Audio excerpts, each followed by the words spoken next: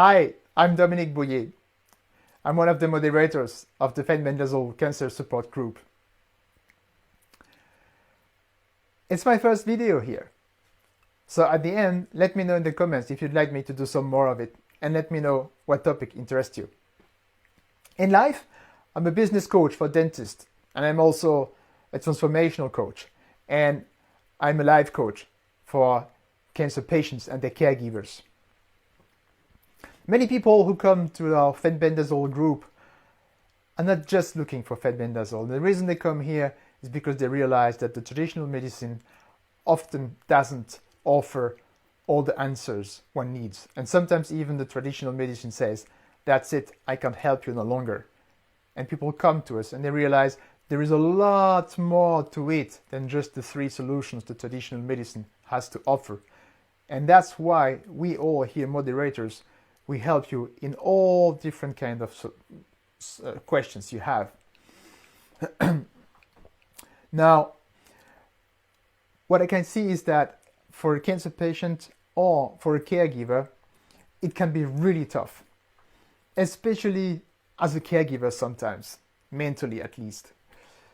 It can become very confusing. It just you don't know what to do and how to do it, and it can also be exhausting and very frustrating sometimes, especially when the cancer patient doesn't want to do what he's supposed to, or is giving up, or doesn't accept possibilities offered by the caregivers. All we know is that being a cancer patient and being a caregiver of a cancer patient can really suck, and it's a big, long roller coaster.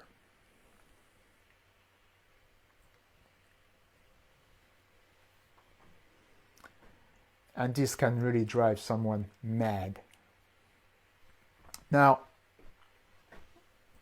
we are here many moderators, and each single one of us has his own specialty.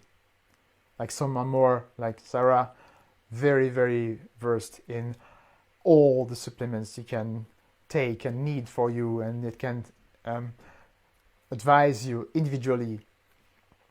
Heatherly is very good for psychological problems. We have Debbie, who you know what she's good for, and then me as a life coach, and we can all help in different areas. Now, personally, I've been a life coach for the last 21 years, and I started my business life with taking care of Oral-B toothbrushes. So that was my first connection with the medical world. Now, I have kind of always been interested the last 30 years in alternative therapies and integrative therapies and everything that can help people heal in a more natural and simple way without harming drugs than what the traditional medicine does. Now, today I have a message to communicate to you, cancer patients and caregivers for cancer patients. And this message is, when an unexpected change comes in, use it and win. Let me tell you some stories. Each single one of you knows what it means. Sometimes things that you really don't expect and don't want to ever hear in your life, you have to face them. Like when your oncologist tells you, I'm sorry, but we tried everything for you and we can't do nothing, now you have to go home. And you know what? That's interesting, because quite some people who had to experience this were saved because of this, because they were sent home to die, basically. And then they found Fenbendazole, and finding this, that's what saved their lives. And that's what I wish to you. I remember when I got my first diagnosis, it was a testicular cancer. My family planning was already done. I didn't want any more kids, so I decided to have them both removed, and I did a surgery. And this forced me to think, okay, what do you do now? You don't want any more cancer to come. So what could you do? And I decided to fly immediately after the surgery. I could hardly walk.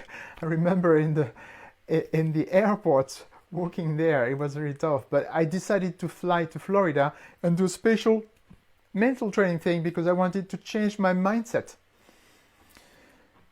And funny enough, I would have never done it without this cancer.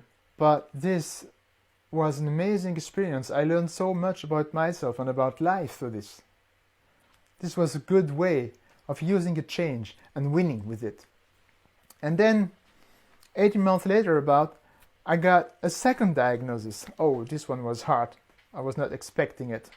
And they found out that I had a new tumor, a metastasis in the belly on my lymph nodes.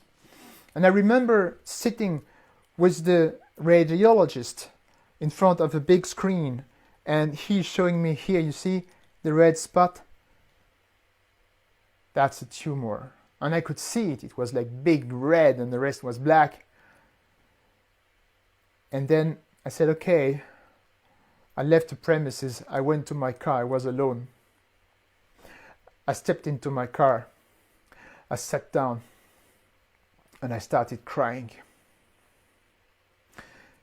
Because that's not what I wanted. Was I gonna die someday? Were they right that cancer is a bitch and that the problem is always these ups and downs? Possibly.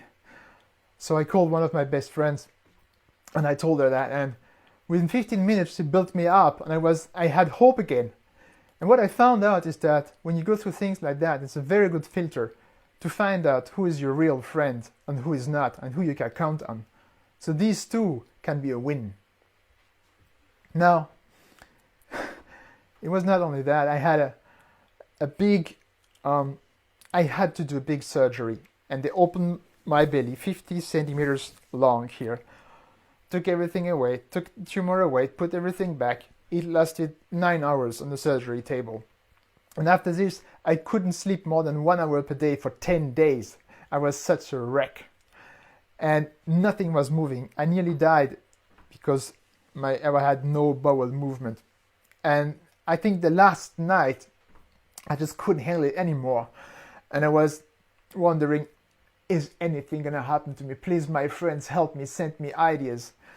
And I talked to a friend and he gave me an idea, and I started to communicate with my cells. And then I felt something. I realized they had a problem. And I talked to them, said, what do you have for a problem? And they told me, we're afraid, we're totally terrorized. And I said, what for? Yeah, that we think you're gonna take us everything away and cut us out. And I said, no, the surgery is done. No, never ever again. We're a team now, we're together in this and we're gonna make it, don't worry. And the single moment I was thinking this, my bowel started to move again and did like a plumber noise, blah, blah, blah, blah, blah, blah, blah, blah, blah, you know this, and the whole thing started to move again in my belly, and I knew I was saved. And this gave me the ability to feel into my body and find out what my cells really think and want from me and what problems they have. And I have used this many, many times. So you see, this is only, I think, not even a fourth of my story as a cancer patient. But I just wanted to give you some examples of how you can make a win out of a change, out of an unexpected challenge that you really didn't want to have. But you can take it into account and you can fight for it, and then at the end you will come out stronger thanks to it. I hope that this video and this message, which is when an unexpected change comes in, use it and win, that this message will help you fight your own cancer and your own roller coaster. And please let me know at the end of this video in the comments. Please let me know if it helped you, what realizations you got, what message you also understood yourself from this story, and if I could help you or not. And also, if there are other topics that you would like me to tackle, any kind of topics, in the life of a cancer patient or of a caregiver, everything that would interest you, and I will do some videos upon it. Yeah? Thank you very much, and all the best, and you're an awesome community.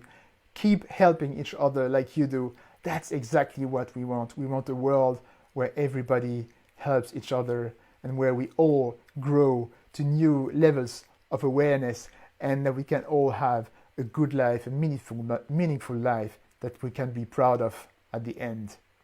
I wish you all the very best from the deepest of my heart.